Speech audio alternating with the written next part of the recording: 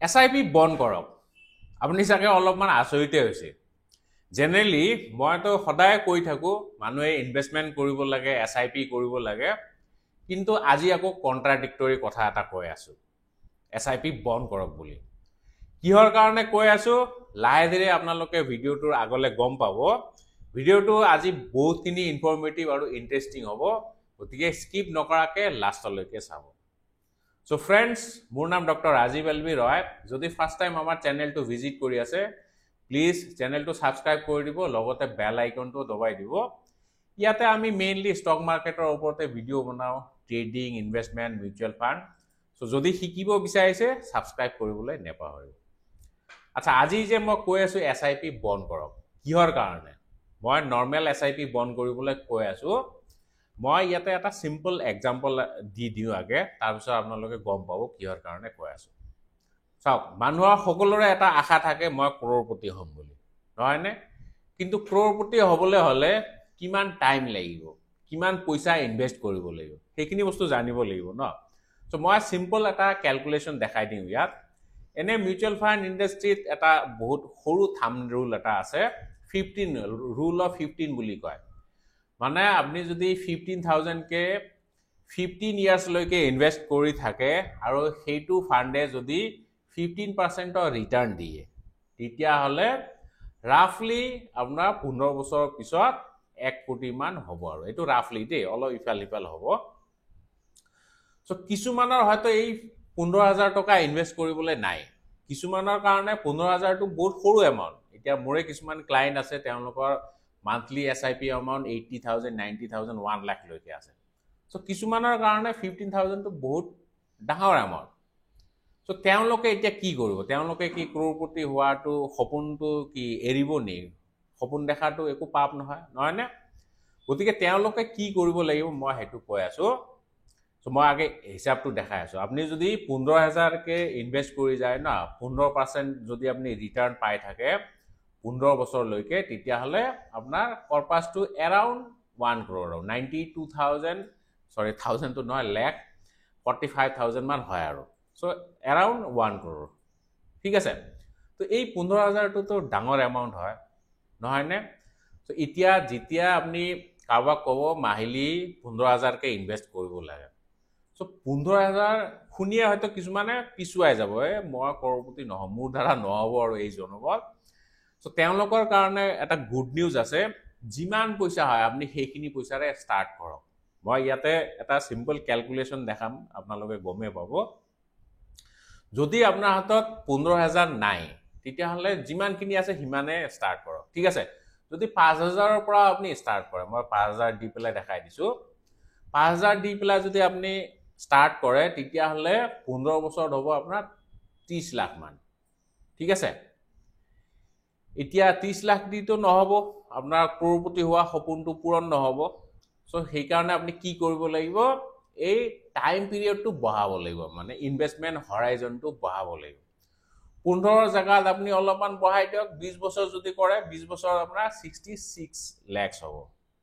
ঠিকছে আগত 15 বছৰত আপোনাৰ কিমান 30 লাখ মান হৈছে এতিয়া অকল 15 পৰা 20 বছৰ মানে 5 বছৰতে এতিয়া দুগুণ হৈ গল দেখিছে নে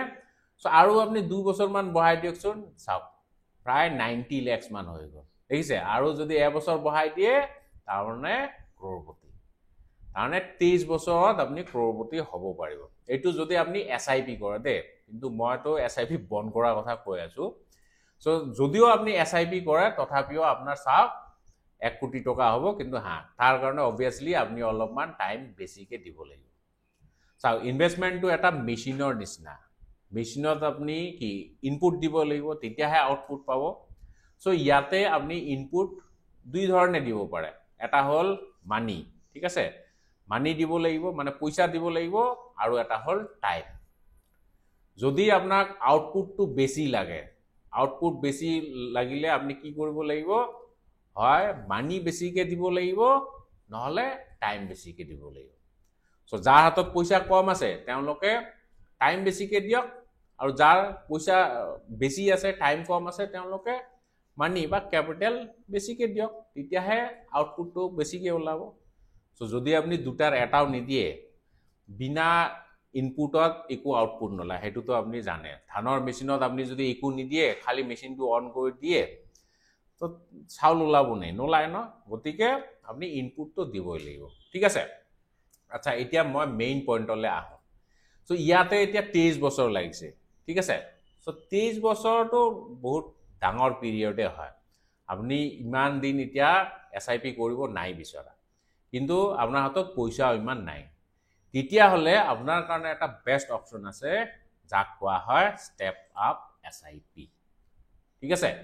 মই যে SIP বন্ধ কৰাৰ কথা কৈছোঁ, মানে মই নৰ্মেল SIP বন্ধ কৰাৰ কথা কৈছোঁ। এইটো একদম ডোন্ট টেক মি ৰং, বেয়া বুলি নাভাবিব, বা মই কিবা মানে কেচি থাম্বনেইল বনাবলৈ সেইটো বনোৱা নাই। মই কোৱাৰ ইণ্টেনশ্যনটো এইটোৱে যে আপুনি নৰ্মেল SIPটো বন্ধ কৰি পেলাই ষ্টেপ আপ SIP কৰক। তাত কি বেনিফিট হ'ব মই সেইটো দেখাই দিছোঁ। চ' 15,000কে 15 বছৰলৈকে যদি আপুনি বিনিয়োগ কৰে, তেতিয়াহ'লে প্ৰায় 1 কোটি মান হয়, ঠিক আছে। চ' যদি আপুনি ষ্টেপ আপ SIP কৰে, তেতিয়াহ'লে 15 বছৰে হ'ব টাইম পিৰিয়ডটো, কিন্তু আপুনি 15,000ৰ পৰা ষ্টাৰ্ট কৰিব নালাগে। মই ইয়াতে দেখাই দিছোঁ। আপুনি যদি 8,000কে ষ্টাৰ্ট কৰে, 8,000, আৰু মই এইটো অলপমান বেলেগ কেলকুলেটৰ দেখাই আছোঁ, কিহৰ কাৰণে অলপ পিছত মই কৈ আছোঁ। চ' 15 বছৰ মানে কিমান হ'ব, কিমান মান্থ, এইটো মান্থত দিছোঁ। 15 বছৰ 180 মান্থ, ঠিক আছে। চ' 180 মান্থলৈকে আপুনি বিনিয়োগ কৰিব, আৰু ৰেট অফ ৰিটাৰ্ণ মই 15% ধৰিছোঁ। নিফটিত মানে লং টাৰ্ম ৰিটাৰ্ণ যোনটো, সেইটো মই ৰিজনেবল ৰিটাৰ্ণ বুলিয়ে ভাবোঁ। এণ্ড ইয়াতে চাওক, how much percentage step up monthly SIP, আপুনি মানে মাহে মাহে কিমান SIP বৃদ্ধি কৰিব বিচাৰিছে, ষ্টেপ আপ কৰিব বিচাৰিছে, ঠিক আছে। চ' প্ৰথম বছৰ আপুনি 8,000কে ষ্টাৰ্ট কৰিলে, নেক্সট ইয়াৰ আপুনি 10% বঢ়াই দিলে। চ' 10% ইনক্ৰিমেণ্টটো একদম মাইনৰ ইনক্ৰিমেণ্টে হয়, সকলোৰে চেলেৰি বাঢ়ে, নহয়নে। চ' মানে 8,000ৰ 10% কিমান, 800 টকা, মানে নেক্সট ইয়াৰ আপুনি 8,800 ইনভেষ্ট কৰিব, ঠিক আছে। চ' প্ৰথম বছৰ 8,000, নেক্সট ইয়াৰ আপুনি 8,800,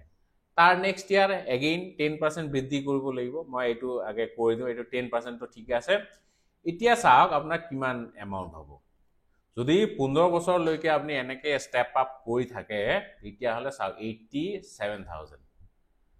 মানে প্ৰায় 90,000টো নহয়, লাখ, 90 লাখৰ ওচৰা ওচৰি, নহয়নে। চ' প্ৰথম যোনটো মই কেলকুলেশ্যন দেখাইছিলোঁ, 15%কে 15 ইয়াৰ্ছলৈকে ইনভেষ্ট কৰিব লাগে, কিমান এমাউণ্ট, 15,000কে, ঠিক আছে। চ' এইবাৰ মই ষ্টেপ আপত দেখাইছোঁ কিমান, প্ৰথমে আপুনি 8,000কে ইনভেষ্ট কৰিব। চ' ক'বলৈ গ'লে 15,000ৰ আধা আৰু, নহয়নে। চ' 15,000ৰ আধাৰ পৰা ষ্টাৰ্ট কৰিও আপুনি 1 কোটি টকাৰ মাইল ষ্ট'নটো এচিভ কৰিব পাৰে,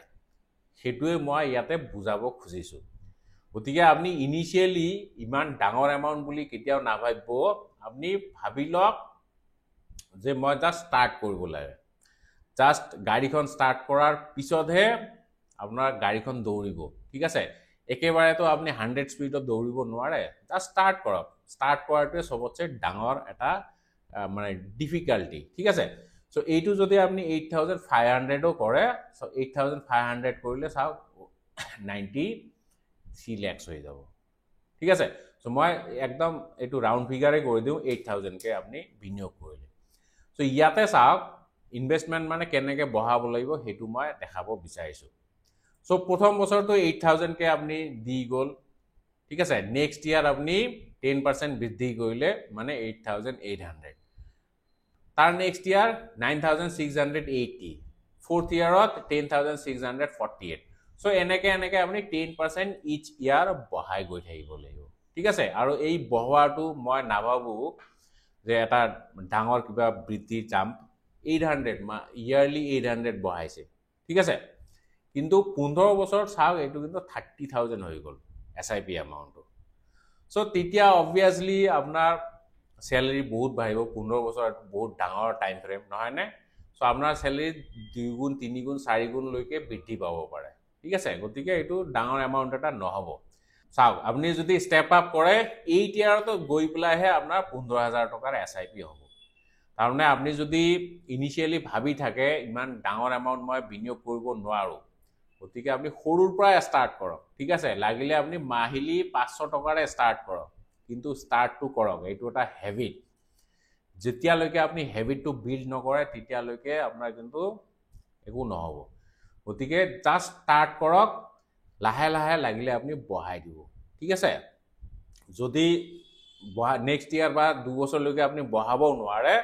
2 বছৰ ঠিক আছে যিমানখিনি ইনভেষ্ট কৰিছে ষ্টাৰ্ট কৰিছে সিমানখিনিৰে কন্টিনিউ ৰাখক যেতিয়া আপোনাৰ পইচা বৃদ্ধি হ'ব তেতিয়া লাগিলে আপুনি আৰু এটা এছআইপি খুলি দিয়ক ঠিক আছে সো এনেকে যদি আপুনি কৰি যায় তেতিয়াহে আপোনাৰ ওয়েলথ ক্ৰিয়েট হোৱা চান্স আছে লং টাৰ্মত ঠিক আছে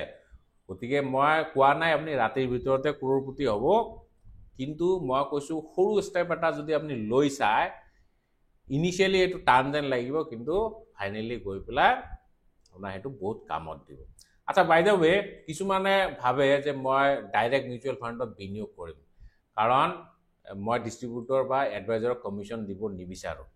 সো তেওঁলোকৰ কাৰণে মই এটা কোৰ্স ডিজাইন কৰিছো যোনে একদম ডাইৰেক্টলি ইনভেস্ট কৰিব বিচাৰিছে নিজে ইনভেস্ট কৰিব বিচাৰিছে so smart investing with mutual funds in SMS so এইটো এটা পাঠ্যক্ৰম হয় কোৰ্স ৰেকৰ্ডেড কোৰ্স হয় ইয়াতে মই দেখাইছো একদম বেসিক মিউচুৱেল ফাণ্ডৰ যদি আপুনি এবিসিডি নাজানে ইয়াতে শিকিব কেনেকে ইনভেস্ট কৰিব লাগে কেনেকে ৰিবেলেন্স কৰিব লাগে আপুনি এটা ভাল ফাণ্ড চুজ কৰিলে চুজ কৰাৰ পিছত হেতু টাইম টু টাইম কেনেকে ৰিবেলেন্স কৰিব লাগিব ইয়াতে শিকোৱা গৈছে কেনেকে বেস্ট ফাণ্ড এটা চুজ কৰিব লাগে মানে ধৰি লওক আপুনি লাৰ্জ ক্যাপ ক্যাটাগৰীত ইনভেস্ট কৰিব বিচাৰিছে লাৰ্জ ক্যাপত কোনটো ভাল ফাণ্ড হ'ব কোনটো লং টাৰ্মত ভাল ৰিটাৰ্ণ দিব খালি পাস পাৰফৰম্যান্স চাই পেলাই কেতিয়াও বিনিয়োগ নকৰিব হেতু মূৰ্খামি হ'ব সো কিছুমান ক্ৰাইটেৰিয়া আছে হেবিলাক চাই পেলাই আপুনি ভাল ফাণ্ড এটা চুজ কৰিব পাৰিব সো এই সকলোবোৰ টেকনিক এই পাঠ্যক্ৰমটোত শিকোৱা গৈছে সো যদি আপুনি নিজে ডাইৰেক্টলি ইনভেস্ট কৰিব বিচাৰিছে তেতিয়াহলে